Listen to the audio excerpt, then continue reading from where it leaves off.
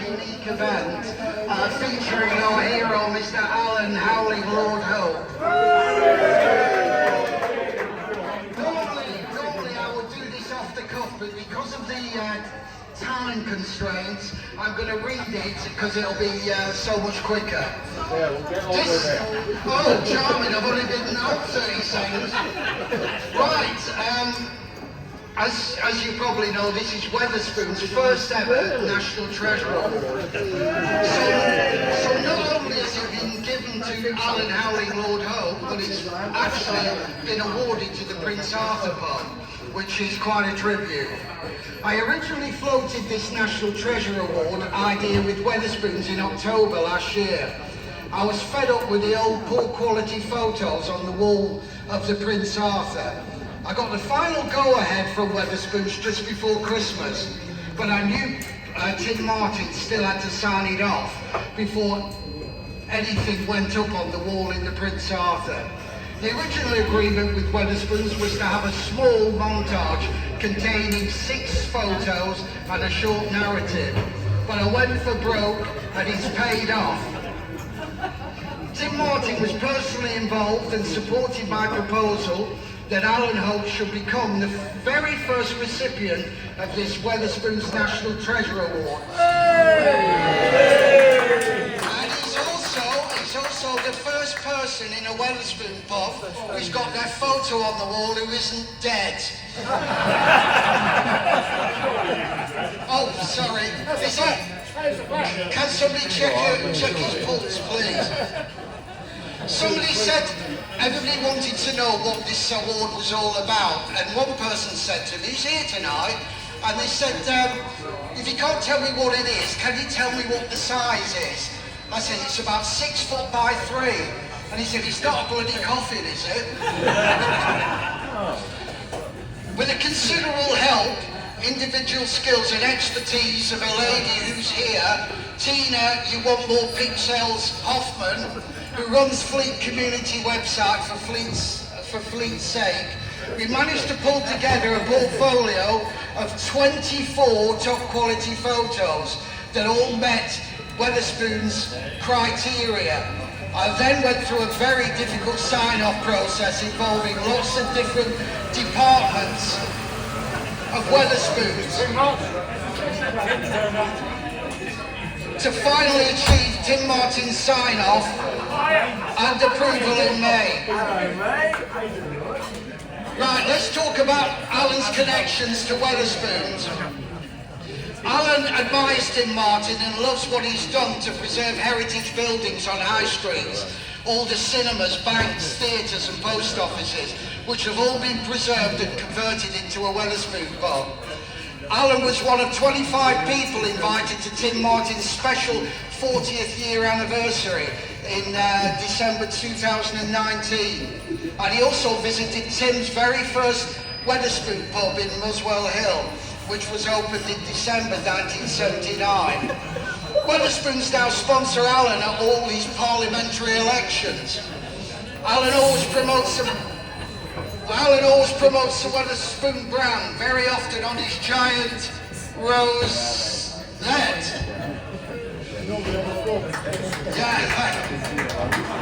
Alan always sets up as well his election headquarters in Wetherspoon's pubs in the constituency where he's standing for the period of his campaign, which is usually about 10 days. Alan has also been to 732 different Wetherspoon pubs. Alan's claim to fame at the Prince Arthur was that he was a person who was able to obtain planning permission for the garden area you all enjoy in the Prince Arthur. When problems arose at the local planning stage, particularly around the floodlighting, Alan came back from his holiday in Malta and sorted it in 3 hours. Alan's connections to Fleet. Alan came to live in Fleet 20 years ago in 2005. He served the local community on Fleet Town Council for 15 years, first elected in 2010. He's one of the only councillors that nobody ever stands against, so he just puts himself up and then gets re-elected. The Prince Arthur became Alan's local in 2005. We've audited how many visits he's had, and we stopped at 5,000 daily visits. And just like Arnold Schwarzenegger, Alan often said as he left in his early days, "I'll be back." And he definitely meant it. Alan has had a street in Fleet named after him. It's called Hope Walk, and it's near Fleet Station. Unfortunately, the street sign is very popular and keeps disappearing. I will be glad when Alan has finally finished decorating his lounge wall. Right, Alan Hope. I'm sure you know lots about him, but here you go, very quick. Instantly recognised all around the world in his all-white suit and white Stetson hat, which is modelled on the favourite TV character, Boss Jefferson Davis Hogg, who was a sheriff in the cult Dukes of Hazzard TV series.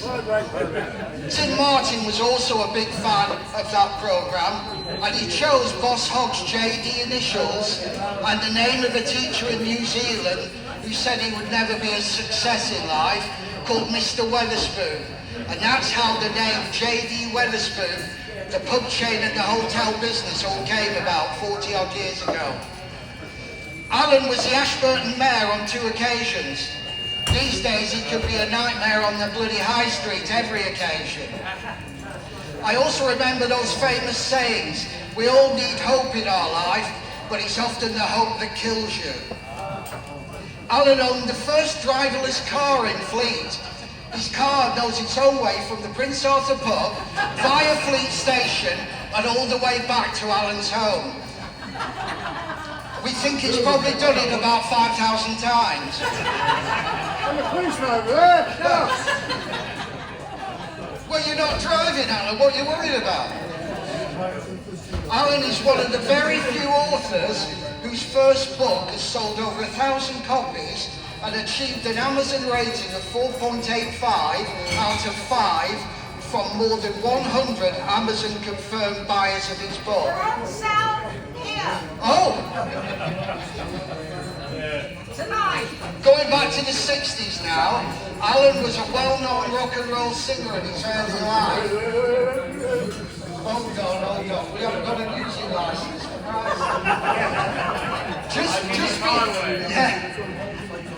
You will be able to see Alan as he was, how many years ago? 60 years ago, when we did the Unveiling. See if you can recognise him.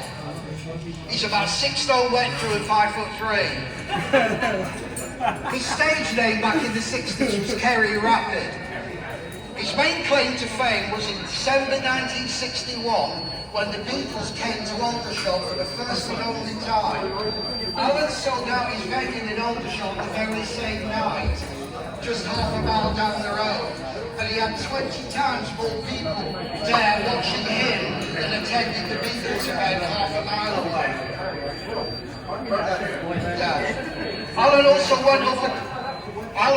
went up against the Rolling Stones at a venue in Guildford. Alan got paid, but the Rolling Stones didn't get paid. Mick definitely got no satisfaction that night. Alan was a support act to Chuck Berry, where Chuck was right at the height of his fame when he appeared in Camberley. Alan sang a few Chuck Berry songs that night, and then saw Chuck Berry applauding him at the side of the stage. Alan was also the first person to tag a very young Rod Stewart as Rod the Mod when he introduced him at an event in Farnborough. Alan later in life also arranged events for Paul Weller and the Jam.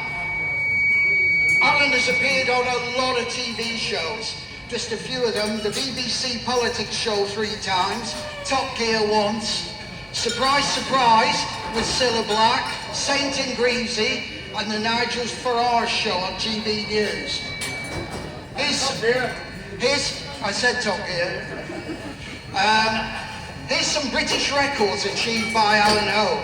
Guinness Book of Records. 36 parliamentary elections, that's 10 general elections to 26 by-elections for one political party. The actual Guinness Book of Records for all parties is held by Screaming Lord Such, a good friend of Alan's, with 39.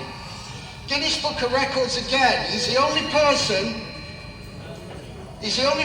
never to get elected after standing in 36 parliamentary elections for the same political party. And what he told me to say was if that ever happened, he would lose his leadership of the party overnight. Another one, Guinness Book of Records, the all-time longest-serving leader of a British political party is now 26 years. This record was once held by one of Alan's heroes, Winston Churchill, and also more recently by Clement Attlee, who also lived in Fleet for part of his life. A final Guinness Book of Records. Alan has made, this one kills in this one, Alan has made the largest contribution to the government treasury bank account. He's actually paid in £17,650 from lost deposits in all his elections. He once rang me from an election and he said, Daryl, I've got over 5%. I said, you can't have done. Anyway, I had a look on the website and he missed the decimal point out. It was actually 0.5. Alan is the only politician to sell 100,000 pints of his own beer. It was called Coalition at the time, and where the ale stood for another loony experience. Wetherspoons sold over 50,000 pints of Alan's beer, and the Prince Charles achieved the record sales of any pub in the country. Alan is the only politician to have his own beers on sale in the Strangers Bar at the House of Commons, and he's done it twice. Once, unbelievably, with David Cameron on the pub clip, and then again with Boris Johnson on what he called the Blonde Ambition pub clip. He's still, going back to Top Gear, he still holds the record, which will never be beaten, for the slowest lap time record for any politician on the Top Gear programme. They had to extend that programme by 15 minutes, as not for the first time Alan didn't get out of gear. Sorry, out of first gear. Last page. Wait to see what follows. Right, I've got a few messages from people who are sorry that they can't be here. This is from Tim Martin. Congratulations to the Howling Laud on his 83rd birthday and for being the UK's longest serving party leader. The late astronomer Sir Patrick Moore said that monster raving loony party candidates have an advantage over their opponents since they already know they're mad. Alan has capitalised on this factor and has brought great humour to the political process. Nigel Farage, Rome Reform MP and a great fan of Alan and a great friend. Alan has added joy to our national politics in a remarkable way. I consider him to be a true friend. Sir Gerald Howard, MP for Aldershot and Farnborough, for many years as a Conservative cabinet minister as well. I've known Alan for 25 years. When he became a constituent of mine, and a rival politician, Alan and his fellow loonies brought British eccentricity and a sense of fun to our national politics. This has to be highly valued and helps us all to see a lighter side. Steve Forster, Hart District Council. Behind all the looniness, Alan takes his politics seriously and has devoted many voluntary years to public service in Devon and Hampshire. 28 years public service in the two counties. And it's voluntary, by the way. Patrick, who helped write Alan's autobiography, said, some would say Alan takes the pee out of politics, but Alan would say it has all been such good fun. Right, final bit. Why is today so important? Why have we picked the 16th of June? been asked it many times. The Monster Raving Loony Party was formed by Screaming Lord Such and Alan Hope on this date 43 years ago, on Alan's 40th birthday at his hotel in Devon, which was the Golden Lion. Such became leader immediately and Alan became the deputy. Screaming Lord Such died on this day in 1999. Alan became leader on this day in 1999, and today he celebrates 26 years of the leader of the Monster Raving Loony Party. It's also Alan's 83rd birthday today. Can we all break into a song with Happy Birthday to you, Happy Birthday to you, Happy Birthday dear Alan, Happy Birthday to you.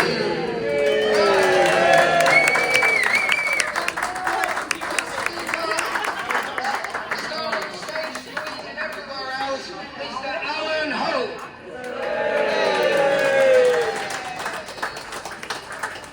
Well, I think he pitched to half all my speech.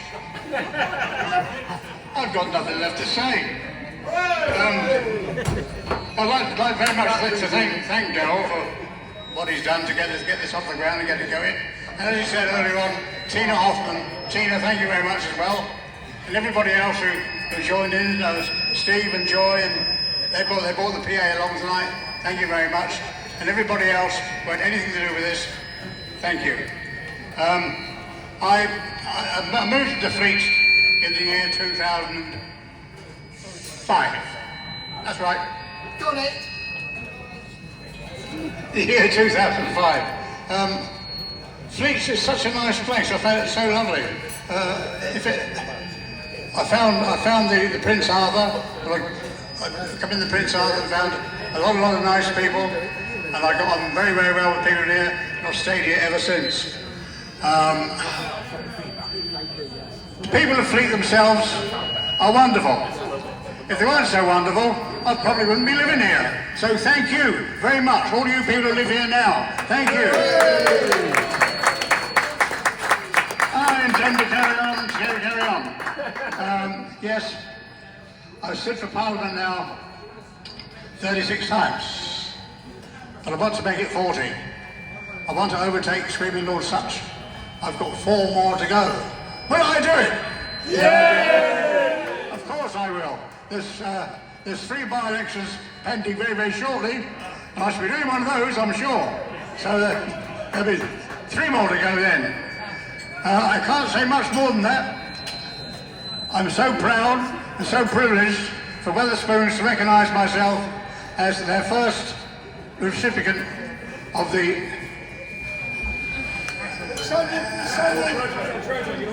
Local Legend Award. That's next year. Yeah, I did it my way. And now the end of New Year. Anyway, ladies and gentlemen, thank you very much. I enjoy your company. Thank you, thank you, thank you, thank you, thank you, thank you, thank you.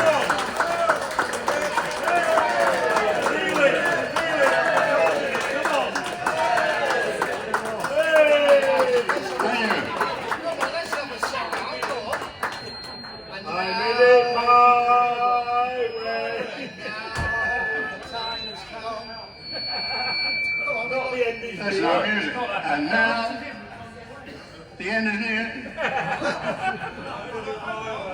And so I say, I can't remember the words. Anyway, there you are. Thank you very much, Rex. Thank you. And I'm shaking all over. Yeah, that'll do. Right, thank you very much. We're going to move on to the Unveiling now, which is here. Unfortunately, I haven't practiced this bit, so I'm going to need some help from the Wetherspoons guys. Chris? Chris? It's alright, he's coming, he's up there. Yeah. Can you just help me unveil this, Chris? Do you want to move the drink?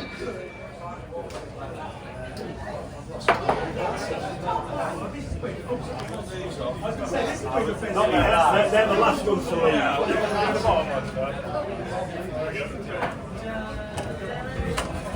Yeah, buddy, I think we know what's behind you. Hey!